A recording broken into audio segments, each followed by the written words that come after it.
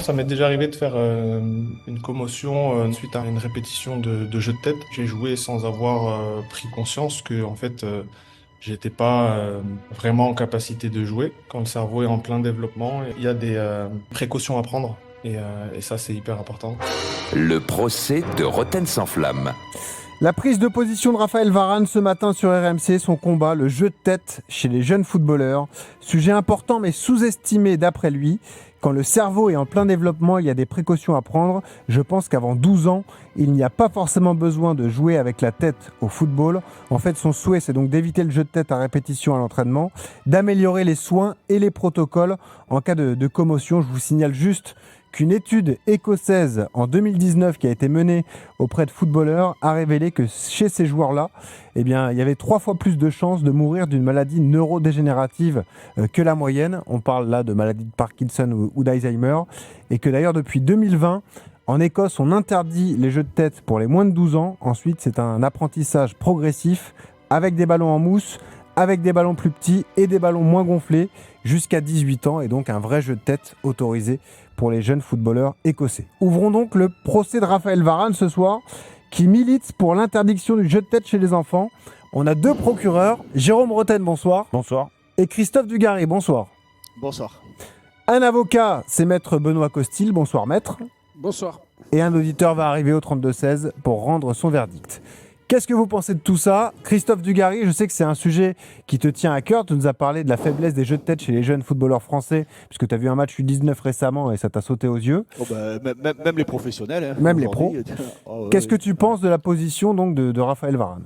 Non mais j'ai beaucoup de respect pour Raphaël Varane. C'est un garçon intelligent, c'est un garçon posé, c'est un garçon calme. S'il a eu cette réflexion à un moment donné, pourquoi pas. Maintenant, à empêcher les joueurs de foot avant 12 ans de faire des jeux de tête, je ne comprends pas l'idée. Sincèrement, ça veut dire quoi? Donc on les empêche aussi de sortir, on les met sous une bulle, on les empêche de jouer au foot, parce qu'imagine, il y a une frappe, il y en a un, il prend le ballon dans la tête. Qu'est-ce qui va se passer? Et peut-être que s'il prend aussi un ballon dans les parties génitales, peut-être qu'il va être infertile aussi. Forcément, si tu prends 3 ballons dans ta jeune vie, un peu plus dans les machins, peut-être que tu as plus de chances d'être infertile aussi. Je trouve que c'est des débats qui sont, à mon avis, ridicules. Alors, on sort l'exemple de l'Écosse. Donc, dans ces conditions, avant 12 ans, tu joues plus au foot.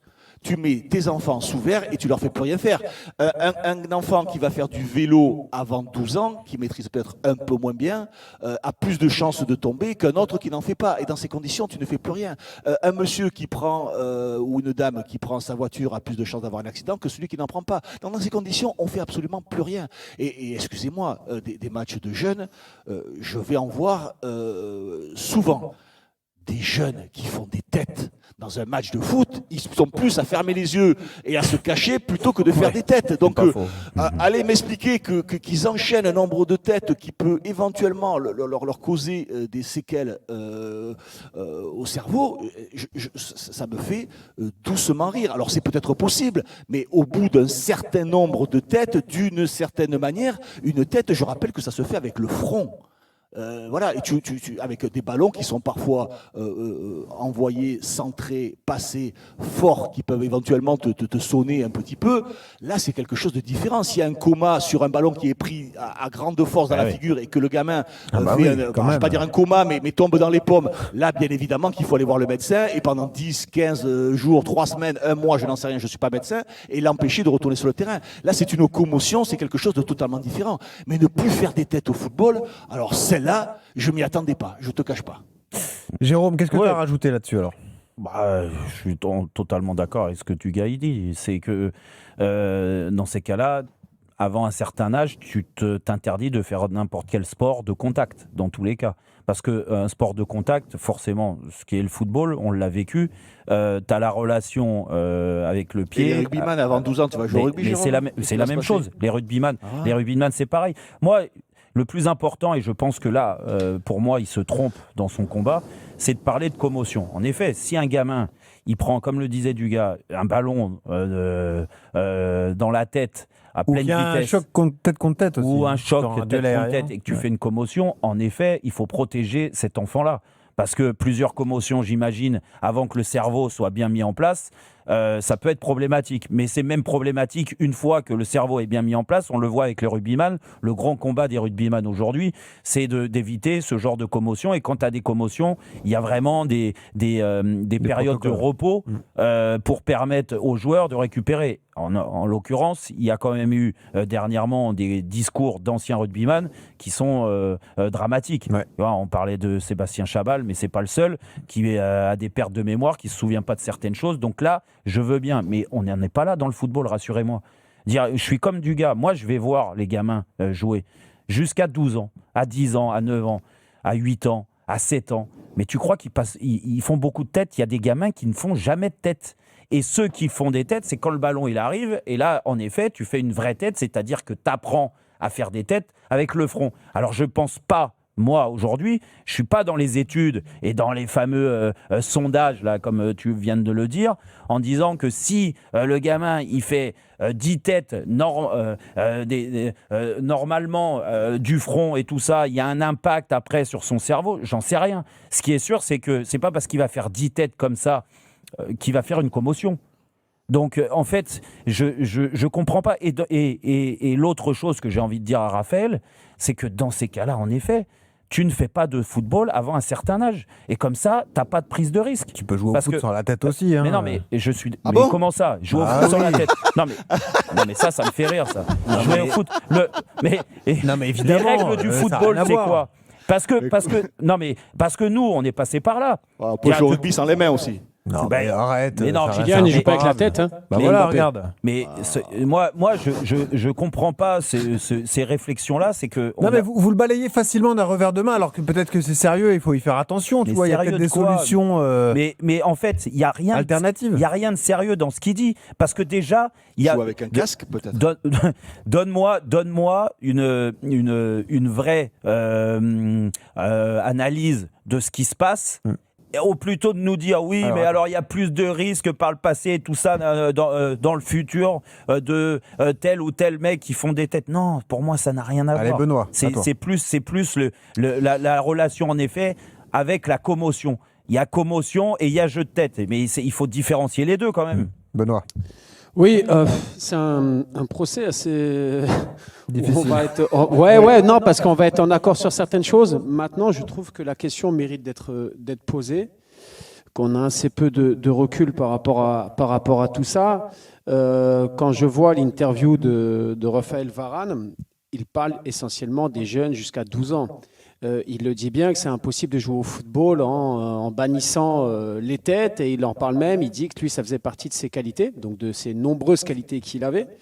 Donc il ne dit pas de bannir la tête. Maintenant je pense que on peut éventuellement l'adapter. Alors chez les plus petits, pourquoi pas? Le jeu de tête, c'est un geste technique qui se travaille, comme l'intérieur du pied, comme le contrôle, voire avant de recevoir. C'est un geste qui se travaille. Mais est-ce qu'on ne peut pas le travailler avec des ballons comme les Écossais font, des ballons en plastique, des ballons en mousse, et de travailler juste la gestuelle, la bonne orientation des épaules? Christophe, c'est très bien et mieux placé que moi pour en parler parce qu'on connaît tous son jeu de tête. Voilà. Maintenant, j'ai pu en parler à l'occasion, dernièrement, avec Romain Bordas, qui est clinicien en neurosciences, sur son travail et qui prend beaucoup de joueurs de rugby qui sont sujets à commotion, qui ont eu des commotions, etc. Ah oui. Mais là, après, il y a deux choses différentes. Il y a le jeu de tête et il y a le coup tête-tête. Donc, c'est deux choses différentes.